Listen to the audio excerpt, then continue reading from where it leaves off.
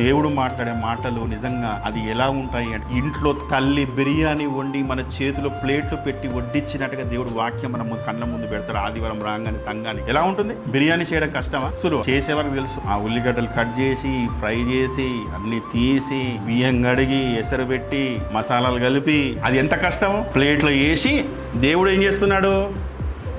కొడక తిను అని చేతిలో ఇట్లా పెడుతున్నాడు. మనము కదా నేను తిన ఇంకేం చేయాలి చెప్పు. ఒక్కొక్కసారి నాకే బాధ అనిపిస్తుంది. ఏ విషయంలో తెలుసా? సంఘంలో వచ్చేవారు దూర ప్రాంతాల నుంచి వస్తారు. ఫుడ్ ప్రిపేర్ చేసి తీసుకున్నారు. 2 వారాల నుంచి తీసుకొచ్చిన అన్నం సగం మిగిలిపోతుంది. ఆ మిగిలిపోయిన అన్నాన్ని బట్టి నేను ఎంత బాధపడుతున్నాను. ఒక్కొక్కసారి ఏమనిపిస్తుంది అంటే, ఇంత వండినాం కదా, తక్కువ వండితే బాగుండు అని అనిపిస్తుంది. తక్కువ వండామనుకోండి, అది సరిపోకపోతే ఏముంది, ఎలా వండాము, మిగిలితే మిగిలిందిలే, ఇక కొద్దిగా ఎక్కువ వండితే బాగుండు. ప్రతి ఆదివారం కూడా దేవుడు ఏం చేస్తాడంటే, సంఘములో ఇన్ని కుటుంబాలలో ఇంతమందికి సంబంధించిన ఆత్మీయ ఆహారము వాక్యము తీసుకొచ్చి దేవుడు ఇక్కడ పెడతాడు. ఇప్పుడు దీన్ని ఎంతమంది తినాలండి? ఉన్న వాళ్ళందరూ తినాలి. తినకపోతే ఎవరికి బాధ? మిగిలిపోయిన అన్నాన్ని బట్టే మనమంతా బాధపడితే, వాక్యం దేవుడు ఇంతమందికి తీసుకొచ్చినప్పుడు దాంట్లో ఒక్కరు తప్పిపోయినా, 2 తప్పిపోయినా, 10 మంది తప్పిపోయినా, 4 తప్పిపోయినా దేవుడు ఎంత బాధపడతాడో ఒకసారి ఆలోచించాడు. అయ్యా నీ గురించేనయ్యా ఈ మాటలు ఈ రోజు మోసుకొచ్చాను నేను అని దేవుడు చెప్తున్నాడు. మనతో ఉపదేశకులను తీసుకొని వచ్చి నీ ముందు పెడుతున్నానయ్యా, నువ్వు తినవయ్యా అని పెడుతున్నాను అంటున్నాడు. దీంట్లో ఎలా ఉన్నామంటే,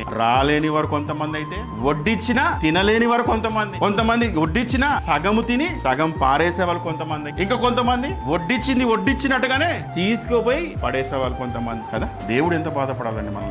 ప్రతి వారము ఆత్మ విమర్శన చేసుకుంటాం దేవుని పిల్లలు. నన్ను నేను చేసుకుంటా. ఏదో నేను మాట్లాడుతున్నాను గొప్పవాడని ఏ రోజు అనుకుంటా. నేను ఏమనుకుంటానంటే, ఈ వారము దేవుడు మాట్లాడతాడన్నా, మాట్లాడుతున్నాడన్నా ఖచ్చితంగా ఇది నా గురించి నేను అనుకుంటాను. ఏదో నాకు కొమ్ములు లేవు, మీలాంటి శరీరం కలిగిన వాడిని, ఇంకా నేను ఏం చేస్తే దేవుడు నాకు పరలోకం ఇస్తాడని ఇప్పటికీ కూడా నేను ప్రయాస పడతానే ఉన్నాను. ఏదో మీ ముందు నిలబడి మాట్లాడుతున్నానంటే ఏదో రాకేష్ అన్న గొప్పవాడని అనుకోకండి. మీకు తెలుసా ఎందుకు? మీలో అనేకులు బోధకులు కాకుండండి అన్నాడు. ఎందుకు?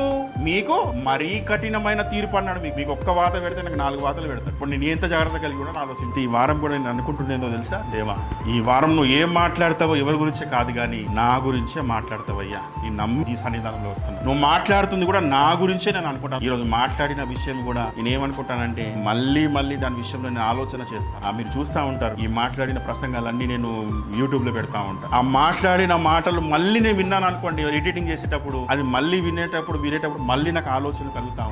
ఈ మాట ఈరోజు దేవుడు నాతో ఈ విషయం నాకు ప్రస్తావించాడు. ఈ విషయంలో నాతో దేవుడు ప్రస్తావించి, ఇగో ఇది నువ్వు సరి చేసుకోవాలని నాకు చెప్తున్నాడు. అలా సరి చేసుకోగలిగితే నీకు ప్రయోజనం, మీ కుటుంబానికి మంచి. అది ఎంత మంచిది అంటే, 2వ రాకడలో ఎత్తబడే సంఘంలో మనం ఉంటాం.